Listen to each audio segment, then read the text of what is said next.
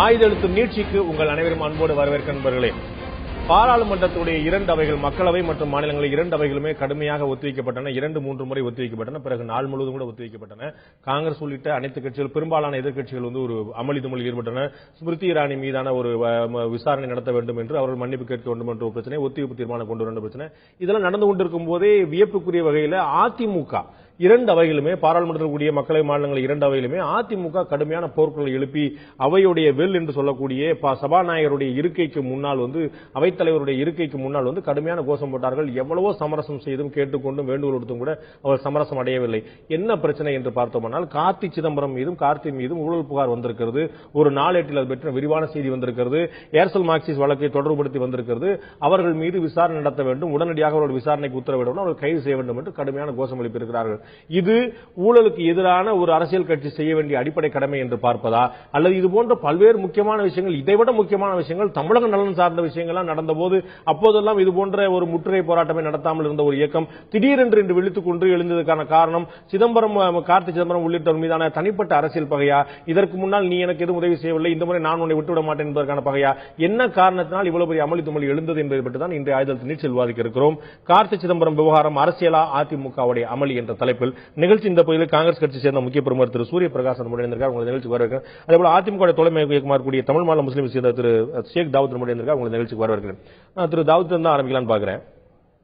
இவ்வளவு பெரிய அமளியை எழுப்பி நீண்ட இடைவெளிக்கு பிறகு அதிமுகவாலும் கூட பாராளுமன்றத்தோட 2 அவைகளும் ஒத்திவைக்கப்பட்டன என்ற நிலை ஏற்படுத்த அளவுக்கு அவ்வளவு முக்கியமான பிரச்சனை இந்த நாட்டில் என்ன நடந்துருச்சுன்னு நினைக்கிறீங்க?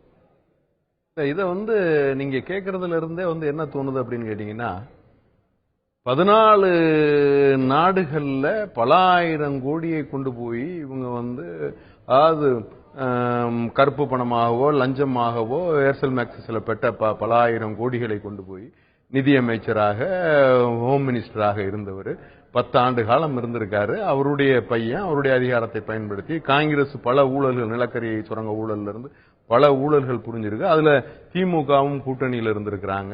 2G ஸ்பெக்ட்ரம் அதுல வருது, ஏர்செல் மேக்சிஸ் வருது. அதே மாதிரி தயாநிதி மாறன், கலாநிதி மாறன் இவங்க மேல எல்லாம் கேஸ் பதிவு பண்ணப்பட்டு அவங்க மேல, இவர் மேல மாத்திரம் எதுவுமே இல்லாம ஃப்ரீயா இது வரைக்கும் அவர் பாட்டுக்கு போய்கிட்டு இருக்காரு, வந்துகிட்டு இருக்காரு. எந்த ஒரு நிலையும் இல்ல. கேட்டா ஒண்ணுமே இல்லைங்கிற மாதிரி இருக்கு. மற்றபடி அரசு அதுக்கு நடவடிக்கை எடுத்துக்கிட்டு இருக்கோம், போய்கிட்டு இருக்கோம், வந்துகிட்டு இருக்கோம், கோர்ட்ல இருக்கு, அது இதுன்றே சொல்லிக்கிட்டு இருக்காங்களே தவிர எந்த ஒரு சிபிஐ விசாரிச்சதாக ஒரு பக்கம் சொல்றாரு. சிபிஐ கூப்பிட்டாங்க, என்னை விசாரிச்சாங்கன்னு சிதம்பரம் வெளியில சொல்றாரு. அப்புறம் அது அப்படியே இருக்கு. இவங்களை கேட்ட கார்த்திகை சொன்னா நாங்க அது அதெல்லாம் பண்ணல, எனக்கு எந்த நோட்டீஸும் வரலைங்கிறாரு.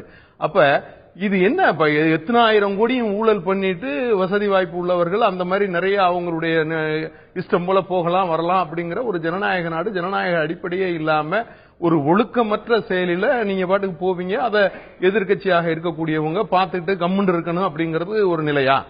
இதுல 2-3 கேள்விகள் இருக்கின்றன. அதிமுக ஆட்சி தலைமையோ திமுக ஆட்சி தலைமையோ பல இடங்கள்ல சொத்து வச்சிருக்கிறதா பல சமயங்கள்ல சொல்லப்பட்டிருக்கு. மாறி மாறி சமூக வலைதளங்கள்ல பெரிய பெரிய பட்டியல் 2 கட்சிகளை பற்றி 2 கட்சி சொல்லப்படுவாங்க. அப்படி ஒரு பட்டியல் ஒரு நாளேட்டில் வெளியாயிருச்சு அப்படிங்கனாலே ஒருத்தர் உடனே பிடிச்சு உள்ள வச்சிடணுமா? இது முறைகேடாக சம்பாதித்த பணம் என்று அந்த நாளேட்டு செய்தியில ஒரு வரியாவது குறிப்பிடப்பட்டிருக்கா? நீங்கள் அந்த நாளேட்டு செய்தி நீங்க முழுமையா படிச்சிருப்பீங்க. ஒரே ஒரு ஆங்கில நாளேடு தான் அதை வெளியிட்டது. அவர்கள் வெளியிட்டது 14 நாடுகள், உலகத்தில் கூட 14 நாடுகள்ல சிதம்பரத்துக்கும் கார்த்தி சிதம்பரத்துக்கும் தொடர்புடைய நிறுவனங்கள் கொடுக்கல் வாங்கல் வச்சிருக்காங்க சொல்லி சொல்றாங்க. 14 நாடுகள்ல இருந்தா ஒரு வர்த்தகமா இருக்கக்கூடாது? அம்பானிக்கு இருக்கு, அதானிக்கு இருக்குது, மற்றவங்களுக்கு இருக்குது, ஆயிரக்கணக்கான பேர் இருக்கு, தொழிலாளர்கள் இருக்குது. அதே போல கார்த்தி சிதம்பரத்துக்கு இருக்குது. இதுல ஊழல் நடந்ததாக, முறைகேடு நடந்ததாக அந்த நாளேடு செய்தியாவது குறிப்பிடப்பட்டிருக்கு. 2006க்கு அப்புறம் தான் இது நடைமுறைக்கு வந்திருக்கு. அதே மாதிரி பல ஆவணங்கள் கைப்பற்றப்பட்டிருக்கு. இடி மூலமா, என்ஃபோர்ஸ்மெண்ட் விங் மூலமாக, ஐடி விங் மூலமாக கைப்பற்றப்பட்டிருக்கு. அதை கவர்ல போட்டு சுப்ரீம் கோர்ட்ல கொடுக்கப்பட்டிருக்கு. 2வது அது சம்பந்தமான விவரங்களை தரும்படி அந்த நாடுகளுக்கெல்லாம் ஆவணங்கள்ல கைப்பற்றப்பட்ட பிறகுதான் இது வெளியவே தெரியுது. அதன் பிறகுதான் 14 நாடுகள் அவங்களுடைய நிறுவன கிளை பரப்பு இருக்குங்கிறது தெரியுது. நான் சொல்றேன், ஒரு வர்த்தக நிறுவனம் 14 நாடுகளானால் என்ன, 140 நாடுகளால் என்ன, தன்னுடைய கிளையை பரப்புவதில் என்ன முறைகேடுன்னு நான் கேட்கிறேன். தொடர்பு இருக்குங்கிறதுனால தானே அந்த நாளேட்டு செய்தியா சொல்லப்பட்டிருக்கா? நீங்க சொல்றீங்களா? அவங்களுக்கு தொடர்பு இருக்குன்னு எதை வச்சு சொல்றீங்க? எதுல தொடர்பு இருக்குன்னு தொடர்பு இருக்கிறதுனால இல்ல. இந்த இவ்வளவு 10,000 கோடி சம்பாதிச்சு இதை பண்ணியிருக்காரு அந்த 10,000 கோடி சம்பாதிச்சிருக்கிறார் சார். அது அவரும் மறுக்கல சார். அவர் சொல்லக்கூடியது என்னுடைய சம்பாத்தியம் அத்தனையுமே, என்னுடைய தொழில் முதலீடு அத்தனையுமே சட்ட ரீதியிலானது, நியாயபூர்வமானது, வெளிப்படையானது அவர் சொல்றாரு. அவ்வளவுதான். முதலீடு பண்றதுக்கும் சம்பாதிக்கிறதுக்கு ஒரு நாட்டில் ஒருத்தருக்கு உரிமை இல்லையா? அதுதான் விசாரணைப்படுத்தணும், விசாரிக்கணும், கைது பண்ணணுங்கிறது தான் அதிமுகவுடைய கோரிக்கை. இதுல என்ன தப்பு? உங்களுக்கு அவங்க வீட்டுல எப்படி ரெய்டுக்கு போக முடியும்? அவங்க நிறுவனத்தை எப்படி ரெய்டு போக முடியும்? சிபிஐ தொடர்பாக விசாரித்துக் கொண்டிருக்கிறது. இடி என்று அழைக்கப்படக்கூடிய அமலாக்க பிரிவு தொடர்பாக விசாரணை நடத்திக் கொண்டிருக்கிறது.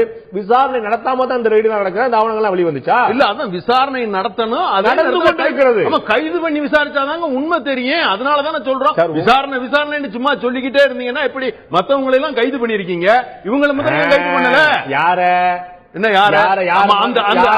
அதுல உடன்பட்டவர்களை யாரெல்லாம் திமுகவில் தயாநிதி மாறன், கலாநிதி மாறன் உடன்பட்டிருக்காங்க, அவங்க கைது பண்ணிருக்காங்க. கனிமொழி கைது பண்ணப்பட்டிருக்காங்க, ராஜா கைது பண்ணப்பட்டிருக்காங்க. பாருங்க, இது எல்லாமே தனித்தனி வழக்குகள் அப்படிங்கிறது உங்களுடைய கவனத்துக்கு உங்களுக்கு தெரியும். நான் சொன்னேன் சம்பந்தப்பட்டது. ஒரு தனியார் நிறுவனத்துக்கு 200 கோடி ரூபாய் பரிமாற்றம் தொடர்பான ஒரு வழக்குல கனிமொழி ஒரு பிரச்சனையில் இருக்காங்க. 2G பணமாக சொல்லப்படுகிறது. 2G நேரடி வழக்கு வந்து ராஜா மட்டும் தான் எதிர்கொண்டு இருக்காரு. இதோட கிளை வழக்கா இருக்கக்கூடியது கனிமொழி எதிர்கொண்டு இருக்காங்க. தயாநிதி மாறன் வந்து ஏர்செல் மேக்சிஸ் வேற ஒரு கேஸ் நடந்துட்டு நீங்க எல்லாத்தையும் ஒண்ணா ஆக்க முடியாது. நீங்க இல்ல, அதுல தொடர்புடையதுதான் இந்த வழக்கு. மக்கள் முன்னாடி சரியான தரவுகளை வைக்கணும். ஏர்செல் மேக்சிஸ் உடைய தொடர்புடைய ஒரு நிறுவனம் இவர்களோடும் தொடர்பு கொண்டதாக இருக்கிறது. இவ்வளவுதான் எஸ்டாப்ளிஷ் பண்ணப்பட்டது. சோ இதுல இவங்களுக்கு ஏதாவது முறைகேடு நடந்திருக்கு அப்படின்னு யாரும் சொல்லிட முடியாது. இல்ல, முறைகேடு நடந்ததற்கான ஆவணங்கள் கைப்பற்றப்பட்டதாக சொல்றாங்க. நடந்துகிட்டு இருக்குல்ல சார்,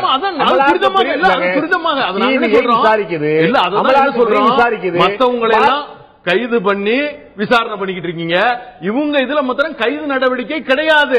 அது என்ன காரணம்? காங்கிரஸ் ஆட்சியில் இருக்கும்போது அப்படித்தான் இருக்கு. பிஜேபி கருப்பு பணத்தை வெளியே கொண்டு வருவோம், எல்லாத்தையும் கொண்டு வருவோம், எல்லாத்தையும் சொன்ன இன்னொரு தகவல் உங்களுக்கு தெரிஞ்சிருக்கும். திரு சுப்பிரமணிய சாமி அவர்கள் ஏர்செல் மேக்சிஸ் கேஸ்லயே சிதம்பரத்தை சேர்க்கணும் சொல்லிட்டு ஒரு வழக்கு போட்ட போது அந்த வழக்கை தள்ளுபடி செய்தது உச்சநீதிமன்றம். இவரை சேர்க்கணும் சொல்லி சொன்ன போது ஆவணங்களை நீங்க காட்டினீங்கன்னா, இவ்வளவு அக்கறையோடு பேசக்கூடிய இயக்கம் ஆவணங்களை காட்டினீங்கன்னா அவன் கைது பண்ண போறாங்க. இல்ல, அதனாலதான் நாங்க வந்து பாராளுமன்றத்திலையும் சரி மேல் சபையிலையும் சரி இதை வந்து கண்டிப்பாக இது வந்து கைது பண்ணி விசாரிச்சாதான் நடவடிக்கை சரியாக இருக்குங்கிறதுக்கு தான் கைது பண்ண சொல்லி கோஷம் போட்டு. உங்களுக்கு பாராளுமன்ற நடைமுறைகள் வந்து அரசியலுக்கு அப்பாற்பட்டதல்ல.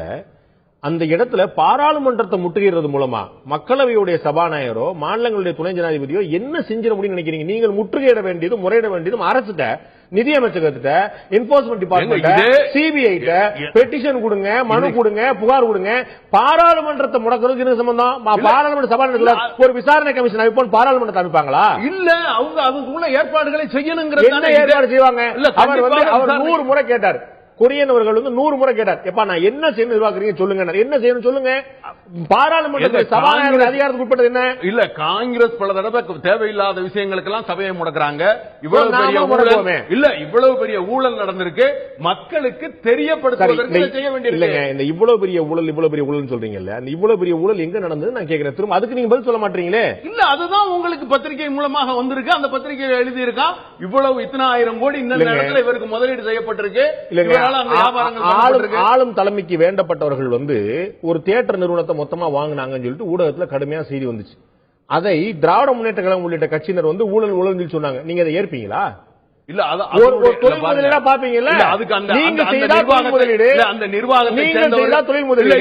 நிர்வாகத்தை சார்ந்தவர்களே சொன்னாங்க அந்த மாதிரி எதுவும் இல்லைன்னு.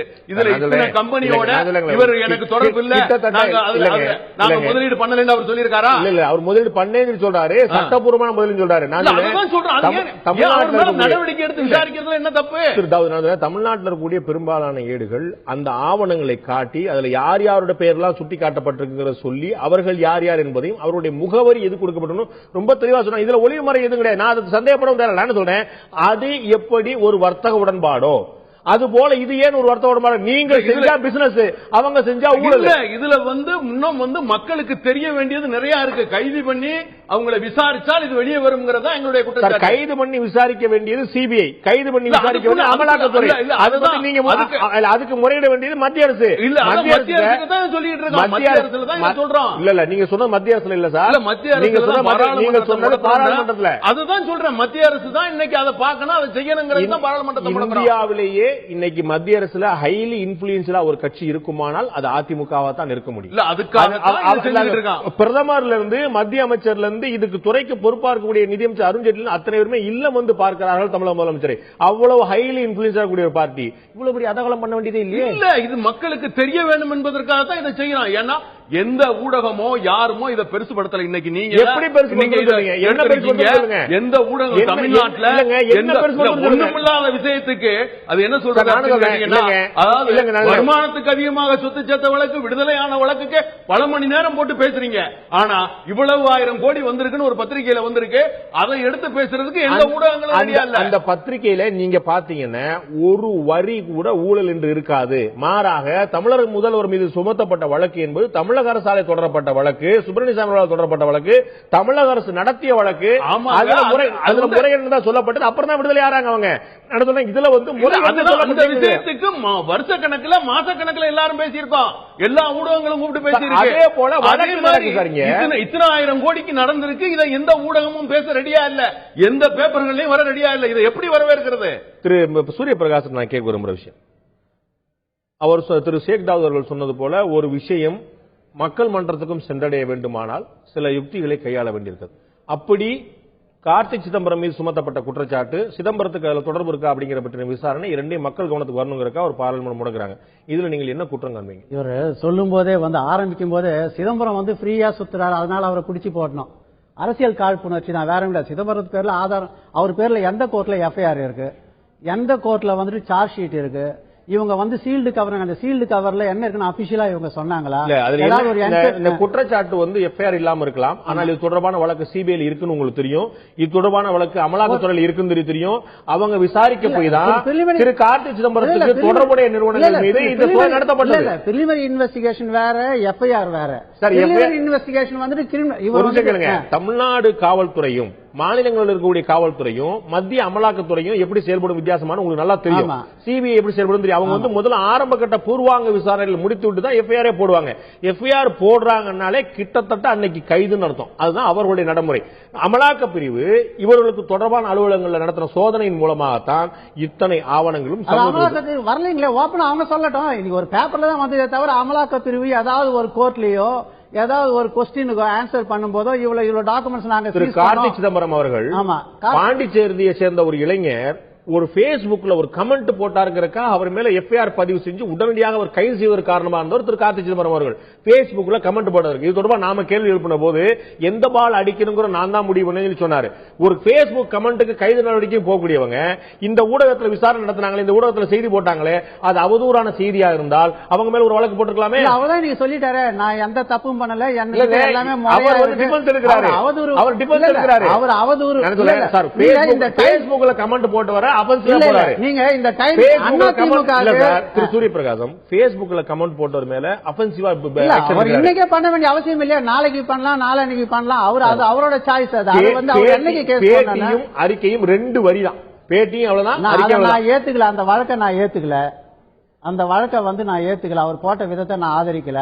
பட் இந்த வழக்குல வெறுமனே ஒரு டாக்குமெண்ட் கலெக்ட் பண்ணதா பேப்பர் தான் எழுதியும். என்ஃபோர்ஸ்மெண்ட் டைரக்டரேட் சொல்லல, சிபிஐ சொல்லல, அவங்க பேர்ல என்ன அலிகேஷன்ஸ் யாருமே அபிஷியலா இது வரைக்கும் வரல. என்ன கணக்கு பாருங்க, நம்ம ஒரு வழக்குல அதிமுக என்ன இன்ட்ரஸ்ட் இவ்வளவு எஃப்ஐஆர் போடணுங்கிற அவசியமே இல்ல சார். பிரைமா ஃபர்ஸ்ட் சொல்றது பூர்வாங்க முகாந்திரங்கள் சொல்லுவாங்க. நான் சொல்றேன், இந்த முதலீடுகள் அனைத்துமே 2006 இருந்து 2014 செய்யப்பட்டவை. ஒரு நிமிஷம் கேளுங்க. அந்த நேரத்துல தான் திரு சிதம்பரம் அவர்கள் நிதியமைச்சராகவும் நாட்டுடைய உள்துறை அமைச்சராக இருந்திருக்காரு. அந்த நேரங்கள்ல தான் ஏர்செல் மேக்சிஸ்ல எந்த நிறுவனம் தொடர்புடையதாக சொல்லப்படுகிறதோ அந்த நிறுவனமும் இதுல முதலீடு செஞ்சிருக்கு, வாங்கியிருக்கு, போயிருக்கு. சோ கொடுக்கல் வாங்கல் இருந்திருக்குங்கிறது ஆதாரப்பூர்வமா நிறுவனம் ஆயிருக்கு. அது என்ன மாதிரியான கொடுக்கல் வாங்கல்ங்கிறத விசாரணைக்கு உட்பட்டது. இல்ல ஆதாரப்பூர்வமா என்ன அவங்க எந்த தப்பு பண்ணாங்கன்னா இருக்கு, அபிஷியலா எங்க இருக்கு. இன்னைக்கு இவங்க பார்லிமெண்ட்ல ஒரு முறையா ஒரு நோட்டீஸ் கூட கொடுக்க தெரியாது. ஏர்செல் மேக்சிஸ் டீல் இழுத்துக்கிட்டே இருந்தது, அதன் பிறகு வந்ததுங்கிறது ஒரு வழக்கு, பிரதான வழக்கு நடந்துட்டு இருக்கு. தயாநிதிமாறன் உள்ளிட்டவர்கள் எதிர்கொண்டிருக்காங்க. பெரிய இது என்ன சார்ஜஸ் அவர் பேர்ல என்ன வந்தது? ஃபர்ஸ்ட் ஏர்செல் மேக்சிஸ்ல அவர் ஹெல்ப் பண்ணல, அதனால அவர் ஹெல்ப் பண்ணாதனால எங்களை பழி வாங்குறாரு தானே ஒரு தரப்பு அவர் பேர்ல குற்றம் சொல்லிச்சு. நீங்களே இருங்க, ஏர்செல் மேக்சிஸ்ல சிதம்பரம் ஃபைனான்ஸ் மினிஸ்டர் நினைச்சிருந்தா இத இது பண்ணிருக்கலாம். உங்களுடைய உள்பகை எனக்கு என்ன தெரியும்? உள்பகை இல்ல, அதுதான் எல்லாருமே ஓபனா சொன்னது. It has come in the media. நீங்க இந்த வழக்குல அமலாக்கத்துறையோ சிபிஐயோ நாங்க இத்தனை டாக்குமெண்ட்ஸ் சீஸ் பண்ணிருக்கோம், இவ்வளவு பணம் டிரான்சாக்சன் அபிஷியலா எல்லாம் ஹியர்ஸே தானே சார். பார்லிமெண்ட்லோட இவங்க என்ன பண்ணாங்க, ஒரு பேப்பரை காட்டினாங்க, ஆதாரத்தை எடுத்துட்டு போய் காட்டாங்க, பேப்பரை காட்டி முறையா நோட்டீஸ் பண்ணீங்க. அந்த டைமிங்க பார்க்கணும். இவர் நண்பர் சொல்றாரு வந்துட்டு அம்மா வந்து விடுதலை ஆயிட்டாங்கன்ட்டு நூற்றுக்கணக்கான பக்கங்கள் அந்த தீர்ப்புல கடைசி 2 பேராவை தான் வந்துட்டு தீர்ப்பை விமர்சிக்கலாம், தீர்ப்பு கூறிய நீதிபதியை இது பண்ணக்கூடாது, நம்ம கிரிட்டிசைஸ் பண்ணக்கூடாது, அவருக்கு வந்துட்டு மோட்டிவ் அட்ரிபியூட் பண்ணக்கூடாது. அந்த ஜட்ஜ்மெண்ட்ல ஏதாவது ஒரு இடத்துல ஜெயலலிதா குற்றம் செய்யலன்னு ஏதாவது ஒரு இடத்துல சொல்லியிருக்கான்னு பாருங்க. கடைசியில் அவர் என்ன சொல்றாருன்னா, அந்த அம்மா வந்து சேர்த்த இது வந்து அந்த பணம் வந்து 8% 10% கம்மி, அந்த கேஸ்ல வந்துட்டு 10% கம்மியா இருந்தா விடுதலை பண்ணலாம், அதனால நான் விடுதலை பண்றேன். அதை விட மோசம் உங்களுக்கு வழக்குடைய நடைமுறைகள் உங்களுக்கு தெரிஞ்சிருக்கும். ஒரு கொலை, ஒரு கொள்ளை உள்ளிட்ட விஷயங்கள் வந்து ஆதாரப்பூர்வமாக சம்பவத்தின் அடிப்படையில் நிர்ணயிக்கக்கூடியது. உங்களுடைய பாக்கெட்ல இருக்கக்கூடிய பணம் எப்படி வந்தது அப்படிங்கறது நீங்க தான் நிரூபிக்கணும். அப்ப நீங்க நிரூபிக்கும் போது ஒரு 5 ரூபா 10 ரூபா முன்ன பண்ணா கேட்க மாட்டாங்க. இன்னைக்கு என் பாக்கெட்ல 10 கோடி ரூபாய் இருந்தா நான் வந்து போலீஸ்காரங்க பிடிச்சு என்ன கேட்பாங்க. என் பாக்கெட்ல 1000 ரூபாய் இருந்தா எந்த போலீஸ்காரன் பிடிச்சு கேட்க மாட்டாங்க. புரியுங்களா? அப்ப 1000 ரூபாய் இருந்தா ஏன் விடுற அப்படின்னு நீங்க கேட்க கூடாது. அந்த 10 விழுக்காடுக்குள்ள வந்து அனுமதிக்கலாங்கிறது உச்ச நீதிமன்றம் சொன்னது. முடிவு பண்ண விஷயம் இல்ல. கிரிமினல் ஜூரிஸ்பிருடன்ஸ்ல the accused has not committed any offense, she is innocent வரணும். அதுக்காக தான் அதாவது ஒரு இடத்துல அந்த ஜட்ஜ்மெண்ட்ல நான் தான் சொல்றேன். இல்லங்க, ரொம்ப விசித்திரமான இல்ல உங்களுக்கு நல்லா தெரியும். நீங்க இதுக்கு முன்னாடி நிறைய வழக்குகளை நீங்க பார்த்திருப்பீங்க. திரு கார்த்தி சிதம்பரம் உள்ளிட்ட விஷயங்களையும் நீங்க பார்க்க போறீங்க. அவர் சொல்றது இந்த பணம் எப்படி வந்ததுங்கிறது தான் கேள்வி. நீங்க அதிகாரத்தில் இருந்த போது நீங்க 66.65 கோடி ரூபாய் உங்கள்ட்ட வந்திருக்குன்னு சொல்லி கேக்குறாங்க. இந்த 66.65 கோடி ரூபாய் கணக்கு காட்டிட்டாங்கன்னா முடிஞ்சது அவ்வளவுதான். இப்ப நான் அவர்கிட்ட என்ன சொல்லிட்டு இருந்தேன், அதுதான் கார்த்தி சிதம்பரம் 1000 கோடி ரூபாய் சம்பாதிக்கலாமா, லட்சம் கோடி ரூபாய் சம்பாதிக்கலாம், அது அவருடைய உரிமை. அது எப்படி வந்தங்கிற மட்டும் தான் கணக்கு. அவங்க செஞ்ச தப்பு நீங்க முடிவு பண்ணீங்க, அவங்க செஞ்ச தப்பு முடிவு பண்ணீங்க, நீங்க செஞ்ச தப்புல தான் சேரும். சாரி, இந்த வழக்குல ஒரு குற்றவாளியை விடுதலை பண்ணும்போது, ஒரு கீழ்கோர்ட்டால் தண்டிக்கப்பட்டவரை விடுதலை பண்ணும்போது அவர் மீது எந்தவித புகாரும் நிரூபிக்கப்படவில்லைன்னு சொல்லணும். இது வந்து ஒரு விசித்திரமான வழக்கு. ஏன்னா அந்த ஜட்ஜ்மெண்ட் வந்து இன்னைக்கு வர லா ஸ்டூடெண்ட்டுக்கு வந்துட்டு ஒரு ஜட்ஜ்மெண்ட் எவ்வளவு மோசமா எழுதக்கூடாதுன்றதுக்கு ஒரு மாதிரியா அதை ஒரு பாட புத்தகத்துல வைக்க வேண்டிய ஒரே கேஸ்ல நான் ரொம்ப போக வேண்டியிருக்கும் நினைக்கிறேன். டைமிங் பார்க்கணும். உங்களுக்கு நல்லா தெரியும் சொத்து வழக்கு அப்படிங்கிறது வேற, அது வந்து இந்த வழக்கமான கிரிமினல் கேஸ் தீர்மானிக்கப்படுறது. எனக்கு வேற ஒரு கேள்வி இருக்கு. அதிமுக எம்பிக்கள் இன்னைக்கு பார்லிமெண்ட்ல இந்த இஷ்யூவை ரைஸ் பண்ண டைமிங் பாருங்க. இந்த வழக்கை பொறுத்த வரைக்கும் வெறும் கணக்கு பிழைன்னு சொல்லி தான் எல்லாமே ஆர்கியூ பண்ணிட்டு இருக்காங்க.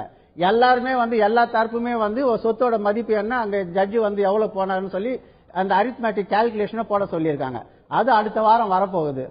அடுத்த வாரம் வரப்போகும் போது எல்லாருக்குமே வந்து அந்த இதோட அந்த ஆர்குமெண்ட்ஸை பிரச்சாரத்தை வந்துட்டு ஆர்குமெண்ட்ஸ் வந்துட்டு பேப்பர்ல பேசக்கூடாதுன்னு சொல்லி அதை திசை திருப்புவதற்காகத்தான் சிதம்பரத்தோட வழக்கை வந்து அருமையான பாயிண்ட். நான் வேற ஒரு கேள்வி வைக்கிறேன். போன கூட்டத்தொடர்ல இப்ப இந்த பிரச்சனை அதிமுக போன கூட்டத்தொடர் நடந்துட்டு இருந்த போது திடீர்னு காங்கிரஸ் உறுப்பினர்கள் ஒட்டுமொத்தமா இதே போல கொந்தளிச்சு மோடி அரசின் பழிவாங்கும் போக்கு, சர்வாதிகார அரசு, மைனாரிட்டிகளுக்கு மதிப்பே இல்லைன்னு கூக்குரல் போட்டு அடிச்சு பிரச்சனை வந்துச்சு. என்ன காரணம்? நேஷனல் ஹெரால்டு ஒரு கேஸ் வந்து காங்கிரஸ் தலைவர் மீதும் காங்கிரஸ் துணைத் தலைவர் மீதும் செலுத்தப்பட்டது. அவ்வளவுதான். இவங்க வந்து நாட்டுக்கு சேவை செஞ்ச கேஸா? 50 லட்சம் ரூபாய் பணத்துல 2000 கோடி ரூபாய் சொத்தை வந்து அபகரித்ததா குற்றச்சாட்டு. அபகரிப்பே கிடையாது. ஏன்னா மோதிலால் நேரு வாங்கினது கட்சி சொத்து. அரசாங்கம், மாநில அரசாங்கங்கள் நிலங்களை கிட்டத்தட்ட இலவச விலை கொடுத்தது. இதை வந்துட்டு நான் சொல்றேன் சார், நீங்க எனக்கு டிஸ்பியூட் பண்ணுங்க சார். உத்தரப்பிரதேசம் உள்ளிட்ட மாநில அரசாங்கங்கள் நான் ப்ராஃபிட்டபிள் கம்பெனி காங்கிரஸ் ரீடைன் பண்றதுல என்ன தப்பு சொல்லுங்க? காங்கிரஸ் பண்ண முடியும் சார், காங்கிரஸ் பண்ண முடியும், கோடி இருக்கும், காங்கிரஸ் பண்ணக்கூடாது. முதல்ல காங்கிரஸ் கட்சி வந்து ஒரு தனிநபருக்கு கடன் கொடுக்க முடியாது. ஒரு கட்சி கடன் கொடுத்திருக்கீங்க, அவங்க கொடுத்த கடனை ரைட் ஆஃப் பண்ணிருக்கீங்க, அதற்கு உங்களுக்கு உரிமை கிடையாது. 2000 நாங்க பண்ணலாம், காங்கிரஸ் கட்சிக்கு பண்ணலாம். காங்கிரஸ் கட்சி பப்ளிக் பண்ணலாம். காங்கிரஸோட ஃபண்ட்ஸ் எப்படி பப்ளிக் வரும்? காங்கிரஸ் கட்சி உள்பட அத்தனை இயக்கங்களுமே, இந்தியாவுடைய அத்தனை இயக்கங்களுமே மக்களுடைய நன்கொடையால் இயங்குகின்றன என்று சொல்லப்பட்ட நன்கொடைகள்னா கட்சிக்காரர்கிட்ட திரட்டுறது எப்படி சார்? கட்சிக்காரர் மட்டும் இல்ல சார், ஊர் பூரா திரட்டிருக்காங்க சார், எல்லாருமே எல்லாத்தையும் வாங்கியிருக்காங்க சார். அது போக உங்களுக்கு தெரிஞ்சிருக்கும்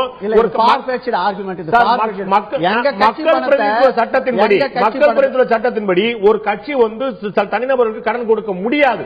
நீங்க கடன் கொடுத்திருக்கீங்க. 2000 கோடி ரூபாய் மதிப்பு இருக்கக்கூடிய சொத்துக்களை 90 கோடி ரூபாய் கடனுக்காக 50 லட்சம் ரூபாய் மட்டுமே கொடுத்து அந்த 50 லட்சம் ரூபாய் காங்கிரஸ் கட்சி தள்ளுபடி பண்ணி எங்க வந்தது சார்? எங்க கட்சி பணத்தை கொடுத்து நாங்க வந்துட்டு ஒரு ப்ராப்பர்ட்டியோ அந்த சொத்துக்கள் காங்கிரஸ் கட்சிக்கு எழுதப்பட்டதா? நேஷனல் ஹெரால்டையும் காங்கிரஸையும் தனியா பிரிக்க முடியுமா? நீங்க வேண்டாம் வேண்டாம், பிரிக்க முடியாது, பிரிக்க முடியாது. நேஷனல் ஹெரால்ட் அழியறத நாங்க பார்க்க முடியாது. அந்த நேஷனல் ஹெரால்ட் அலைவா மூடிட்டாங்க சார். நேஷனல் ஹெரால்ட் மூடிட்டாங்க தெரியுமா? மூடினா திருப்பி ரிவைவ் பண்றாங்க. மூடிட்டு என்ன பண்ணிட்டாங்க? நேஷனல் ஹெரால்ட் மூடிட்டு for your information sir, National Herald மூடிட்டு காங்கிரஸ் கட்சிக்கு சொத்து அட்டாச் பண்ணல. சோனியா காந்தியும் ராகுல் காந்தியும் ஓராவும் இருக்கக்கூடிய ஒரு நிறுவனத்துக்கு வார்க்கப்பட்டிருக்கு, தாரை வார்க்கப்பட்டிருக்கு. காங்கிரஸ் கட்சிக்கு சொத்து போயிருந்தா கூட நிறுவனம் வந்து தனிப்பட்ட நிறுவனம், அது காங்கிரஸ் உட்பட்ட நிறுவனம் சார். காங்கிரஸ் கட்சி உட்பட்ட நிறுவனம் இல்ல இல்ல. நான் உங்களுக்கு ஆதாரத்தோட நான் தரேன். காங்கிரஸ் கட்சி உட்பட்ட நிறுவனம், நான் ப்ராஃபிட்டபிள் கம்பெனி. அதை வச்சு சோனியா காந்தியோ ராகுல் காந்தியோ ஓராவோ வந்துட்டு ஒரு பைசா எடுக்க முடியாது. இல்ல இல்ல, உங்களுக்கு தெரியும். நீங்க வந்து தவறான தகவலை பதிவு பண்ணி நினைக்கிறேன். நான் உங்களுடைய இறுதியான கேள்வி கேட்க விரும்புகிறேன் திரு ஷேக் தாவூத். இந்த நாட்டில் ஜல்லிக்கட்டு பிரச்சனை வந்து தமிழர்களுடைய உணர்வுகளோடு சம்பந்தப்பட்டதாக ஜனவரி மாதத்தில் தை மாதத்தில் தமிழகம் முழுக்க குறிப்பாக தென்தமிழகம் மிகப்பெரிய கொந்தளிச்சது. அப்ப பாராளுமன்றம் நடந்துகிட்டு இருந்துச்சு. அப்ப மத்திய அரசு செயல்படாதுன்னு ஏங்கிட்டு இருந்தாங்க. நீங்க ஒரு முறை கூட முற்றுகையிடல, ஒரு நோட்டீஸ் கூட கொடுக்கல, இதை விவாதம் பண்ணு சொல்ல, ஒரு ஒத்துழைப்பு தீர்மானம் கொண்டு வரல. ஒண்ணுமே இந்த தமிழர்களுடைய பிரதான பிரச்சனையா இருக்கக்கூடிய விஷயத்துல முல்லை பெரியாறுல மத்திய அரசுடைய சுப்ரீம் கோர்ட் உத்தரவு செயல்படுத்திட்டாங்க. காவிரி பிரச்சனை இன்னமும் மேலாண்மை வாரியத்துக்கான உத்தரவு அமைக்கல. அதற்காக ஒரு முறை முற்றுகையிடல. திடீர்னு கார்த்தி சிதம்பரம் பிரச்சனையில முற்றுகை சொல்றீங்க. தமிழர்கள் மீதான அக்கறையும் ஆவலும் இவ்வளவுதான் அவங்களுக்கு இல்ல. சட்டப்பூர்வமான நடவடிக்கைகளை தொடர்ந்து முறையாக அதுல செயல்படுத்திக்கிட்டு இருக்கோம். அதனுடைய ஜல்லிக்கட்டுக்கு ஏன் வந்து நீங்க முற்றுகை சட்டப்பூர்வமான செயல்பாடுகள் நடந்துகிட்டு இருக்கு. ஆனால் இங்க ஜல்லிக்கட்டு நடந்துச்சா? இல்ல, ஜல்லிக்கட்டுக்கான என்னென்ன செயல்பாடுகள் வேணுமோ அதையெல்லாம் செஞ்சோம். பிரதமருக்கு லெட்டர் கொடுத்திருக்கோம், பிரதமரை போய் பார்த்திருக்கோம். அதே மாதிரி இதுக்கும் அதை விட முக்கியமான பிரச்சனையா சார்? அதை விட முக்கியமான பிரச்சனையா?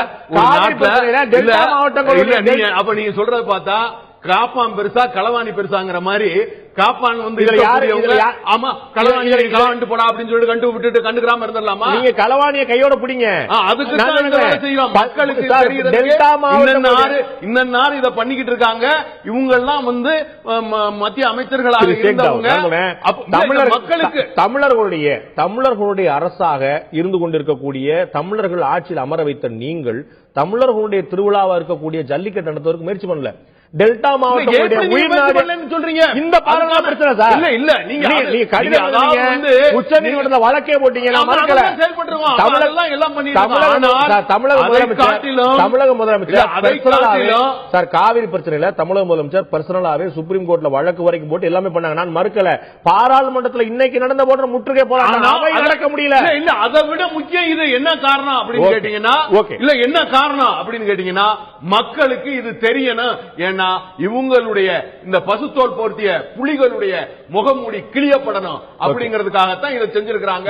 மக்களுக்கு தெரியணுங்கிறதுக்காகத்தான் முடக்கியிருக்காங்க. ஷேக் தாவூத் சொல்கிறார் காவிரி பிரச்சனையை விட ஜல்லிக்கட்டு பிரச்சனையை விட கார்த்தி சிதம்பரத்துடைய முகத்திரை கிழிப்புதான் முக்கியமான பிரச்சனை சொல்றார். மக்களுடைய பார்வைக்கு அதை விட்டு விடுவோம். சொத்து சேர்ப்பது நிச்சயமாக குற்றமான விஷயம் அல்ல. அது முறைகேடாக சேர்க்கப்பட்டிருக்கா என்பதுதான் விசாரணைக்குரிய விஷயம். அது அதிமுகவோ காங்கிரஸோ பாஜகவோ திமுகவோ எந்த கட்சியோ எந்த தனிநபரோ எந்த நிறுவனமோ நிச்சயமாக அவர்கள் சம்பாதிப்பதற்கும் உழைப்புக்கேற்ற ஊதியம் பெறுவதற்கும் உழைப்புக்கேற்ற லாபம் பெறுவதற்கான உரிமை இருக்கிறது. அது மக்களுடைய பணத்திலிருந்து அதிகாரத்தை துஷ்பிரயோகப்படுத்தி நடந்ததா அப்படிங்கிறத விசாரணைக்குரிய விஷயம். அது காங்கிரஸ் கட்சியுடைய புகார் எழுந்திருக்கிறது. மத்திய அரசு என்ன நடவடிக்கை எடுப்பது, அமலாக்கப்பிரிவு சிபிஐ என்ன செய்யப்படுவது பொறுத்திருந்து பார்ப்போம். இந்த நிகழ்ச்சியில் கலந்து கொண்டு கருத்து விருந்தினர்கள் 2 பேருக்கும் நன்றி.